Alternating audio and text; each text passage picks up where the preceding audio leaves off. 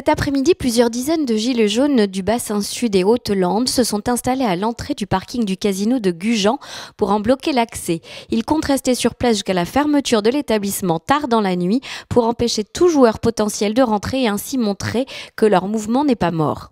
On a décidé de bloquer donc le casino ici.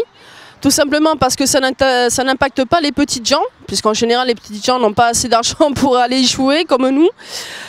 Donc ça impacte effectivement les gens qui ont vraiment les moyens d'aller jouer. Ça impacte aussi le gouvernement parce qu'il faut savoir quand même que le casino reverse énormément de gains à l'État. Et puis en plus quelque part ça va permettre aussi aux gens d'économiser leur argent. Comme ça ils pourront à la limite gâter leurs enfants à la place de venir les perdre ici au casino. On s'est installé donc sous les coups de 15 h. Le rendez-vous était donné à 15 h, donc on s'est mis en place progressivement ici. Et on a l'intention de rester jusqu'à 3 h du matin. Voilà, jusqu'à vraiment la fermeture du casino. Et on a tout prévu de toute façon pour rester là jusqu'à 3 h. Là pour l'instant on a à peu près, on va dire, une trentaine de personnes. Mais il y en a beaucoup qui vont nous rejoindre sous les coups de 6 h 30, 7 h. Donc on devrait être à peu près, je pense, entre 50 et 80 personnes. On fait partie donc des Gilets jaunes du bassin sud et Haute-Lande. Donc on a monté une association qui s'appelle les Gijabla.